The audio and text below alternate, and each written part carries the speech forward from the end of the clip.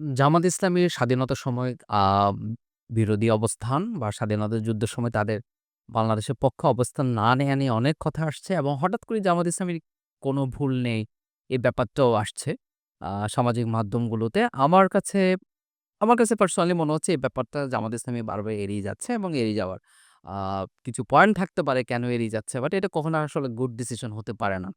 একটা দল যারা এই মুহূর্তে বা রাজনীতির মাঠে আছেন এবং খুব বেশি সক্রিয়, তারা কাজ করছেন প্রতিনিয়ত সামাজিক কার্যক্রম থেকে শুরু করে রাজনৈতিক অন্যান্য দলগুলোর সাথে তারা বসছেন।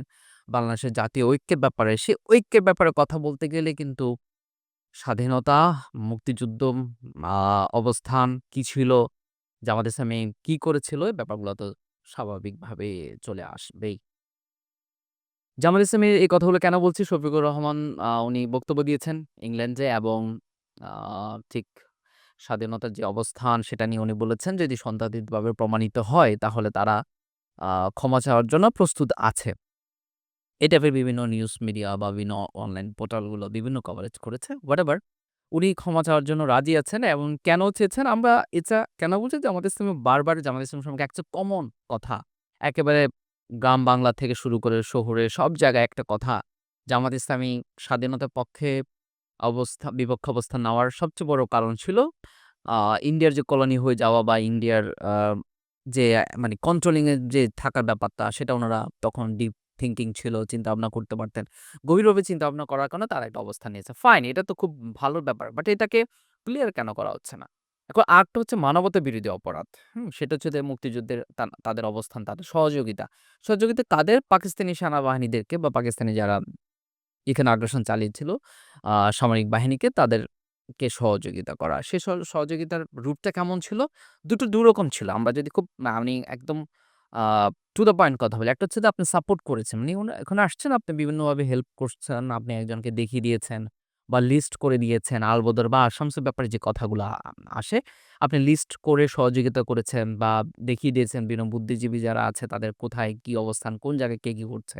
এটা এক টাইপের অপরাধ। একটা হচ্ছে সরাসরি আপনি আ হত্যাকাণ্ডে জড়িত থাকার অভিযোগ।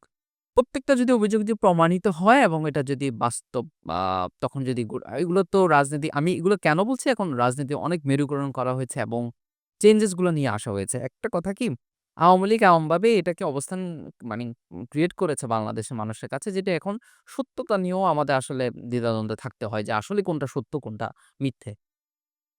সে জায়গা থেকে জামাত ইসলামীর ওই সময় অবস্থানটা নিয়ে আমরা আমরা পার্সোনালি আমরা দেখেছি বা সাধারণ মানুষও দেখেছে জামাত ইসলামের মধ্যে এক টাইপের দুটো আ আ চিন্তাভাবনা আছে। কেউ তরুণ প্রজন্মে যারা আসছে নেতৃত্বে তারা কিন্তু এটা নিয়ে কথা বলে।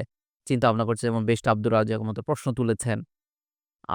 তারপর হচ্ছে আমাদের এবি পার্টির মুজিবুর রহমান মঞ্জু উনিও কথা বলেছেন। সো এগুলো কিন্তু পয়েন্ট, হ্যাঁ? সো এই জায়গাগুলোতে জামাত ইসলামী যেহেতু শফিকুর রহমান সেম কথাটা এখন বলছেন। So I think it should be clear. এখন এই ক্লিয়ারেন্সটা কে দিবে? এখন আপনি যদি স্টাডি না করেন আপনার অবস্থানটা কেন ছিল? স্বাধীনতার পক্ষে বা বিপক্ষে সেটা যদি প্রমাণিত হয় আপনার বিচারের মুখোমুখি হবে সে সংগঠন হিসেবে হতে পারে, ব্যক্তিগতভাবে তো তখন যারা ছিল তাদের মেক্সিমামই আ আমার মনে হয় এখন বেঁচে নেই। সেই হিসেবে দলীয় ভাবে আপনাদের যে বিচারটা, সেই বিচারের সম্মুখীন হওয়াটা অস্বাভাবিক কিছু না। হলেও যে এটা একটা সুন্দর একটা মানে পরিবেশ তৈরি হবে আমার কাছে মনে হয়। বাট এটাকে অনেকেই চিন্তা করে যে অবস্থানটা আমাদের তো পক্ষে ছিল। আ মানে ভালোর পক্ষে ছিল। এখন ভালোর পক্ষে একটা ব্যাপার ছিল বাট ৭০ এর যে নির্বাচন দেখেন একটা কনসেপ্ট ছিল।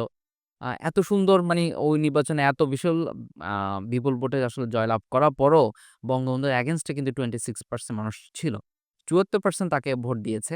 সো এত বড় মানে একটা বিশাল জনসংখ্যার মানুষ যখন ওই মানে একটা পার্সেন্টেজ রেশিও যখন আপনাকে ভোট দেওয়ার পরেও একটা বড় পার্সেন্টেজ যেটা ২৬% মতো যারা আপনাকে সাপোর্ট দিচ্ছেন দ্যাট মিনস এখানে তো কিছু ছিল যে স্বাধীনতার আসলে অবস্থান আ পক্ষে পাকিস্তানের সাথে থাকা না থাকা বা এটার ব্যাপারে তো কথা ছিল।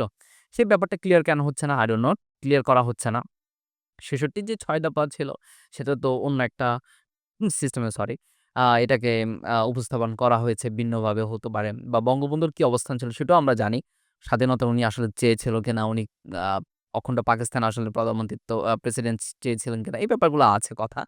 বাট আল্টিমেটলি জামাত ইসলামীর অবস্থানটা নিয়ে কথা আসবেই। আসাটা অস্বাভাবিক কিছু না, স্বাভাবিক।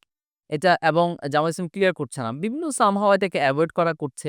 শফিকুর রহমান থেকে শুরু করে জামাতের নেতৃবৃন্দ সবসময়ই তারা একটাই কথা, কমন কথা যে জামাত ইসলামী বাংলাদেশের ভালোর জন্যই মানে ইন্ডিয়ার যে আগ্রাসন, সে আগ্রাসনের বিপক্ষে আ তারা ছিলেন। তারা চায়নি কখনো একটা দেশের মধ্যে আরেকটা দেশ আ ঢুকে পড়ুক বা এটাকে কলোনি হিসেবে তারা রাজত্ব করুক, এই টাইপের ব্যাপার। It's a good point. এটা আমরা এখনো দেখছি ইন্ডিয়ার যে আগ্রাসন যে ব্যাপারগুলো।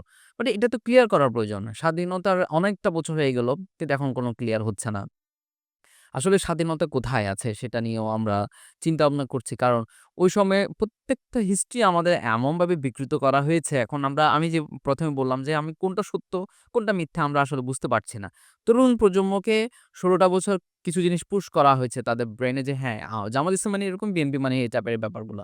বাট আল্টিমেটলি জামাত ইসলামীর প্র্যাকটিক্যালি আমরা যদি এখন যে অবস্থান আছে রাজনীতিতে সব জায়গায়, সেটা তো খুব ভালো এবং সবাই সাপোর্ট করছে। এই বিষয়টা কি কখনো আসবে না? মানে জামাত ইসলামী স্বাধীনতার পক্ষে বিপক্ষে ছিলেন। আ এবং তারা আসলে কি কাজ করেছে? আলবদর বা আরশামস কি ছিল, কি ছিল না? এই বিষয়গুলো আসলে তখন জামাত ইসলামী কি ব্যাখ্যা দিবে বা তাদের স্ট্যান্ডটা কি থাকবে? আমার কথা হচ্ছে স্ট্যান্ড গুলো যাতে না মানে নতুনভাবে আবার আপনার না করতে হয়। প্রশ্নগুলো যাতে নতুনভাবে সম্মুখীন না হতে হয়, এখনই ক্লিয়ার করা খুব দরকার এবং high time, it's high time. এই মুহূর্তে ক্লিয়ার করলে আমার মনে হয় অ্যাকসেপ্টেন্স এর জায়গাটা আ মানি সবাই অ্যাকসেপ্ট করবে আপনাদেরকে এবং পাকিস্তানের সাথে যে এখন একটা মানে গভীর সম্পর্ক বাংলাদেশে আছে। আমি তরুণ প্রজন্মের একজন হয়েই আমি বলতে চাই, মেক্সিমাম জায়গায় সোশ্যাল মিডিয়ায় আমরা দেখছি পাকিস্তান থেকে মানুষ সাপোর্ট করে মানে আল্টিমেটলি এখানে ধর্মীয় ব্যাপারটা আলাদা থাকতে পারে। এটা আলাদা একটা বিষয়। বাট এর বাহিরেও পাকিস্তানের সাথে বাংলাদেশের স্বাধীনতা এত একটা যুদ্ধ হওয়ার পরও অ্যাকসেপ্ট করার যে কারণগুলো, সেই কারণগুলোর সাথে জামাত ইসলামী তো অনেকটা ওতপ্রোতভাবে জড়িত আছে। সো জামাত ইসলামী চাইলে এই জিনিসগুলাকে ক্লিয়ার করলেই পারে এবং উনাদের সাপোর্টিং জায়গায় ওটা কেমন ছিল? কি কারণে পাকিস্তানের দিকে সাপোর্ট করেছে? আসলে কাদেরকে ওনারা সহযোগিতা করেছিল? কি কারণে করেছিল বা কাদের বিরুদ্ধে করেছিল? এই জিনিসগুলো ক্লিয়ার হলে অনেকটাই আমার কাছে মনে হয় জামাত ইসলামী এই প্রশ্নটার থেকে বেঁচে যাবে এবং তারও রাজনীতি করতে পারবে খুব আম আ স্বাভাবিকভাবে এবং রাজনীতি করতে দিচ্ছে না ব্যাপারটা এরকম না। সাধারণ মানুষরা বুঝতে পেরেছে জামাত ইসলামী আসলে রাজনীতি তাদের প্ল্যানিংটা কি বা কি চায়। বাট এটা ক্লিয়ার করা খুব দরকার। এটা অনেক আম আম দেরি হচ্ছে আমার কাছে মনে হচ্ছে। এই বিষয়গুলো আসবে। অতি শীঘ্রই আসবে। কারণ এখনো অলরেডি যে জামাত ইসলাম কি স্বাধীনতার সময় কোনো ভুল নেই? কোনো রকম তাদের কি কোনো অপরাধ ছিল না? এই বিষয়টা নিয়ে কথা হচ্ছে। সো এই কথাগুলো প্রশ্নগুলো আবারও জামাত ইসলামীর নেতৃবৃন্দকে আমার মনে হয় উনারা প্রশ্নগুলোর সম্মুখীন হবে।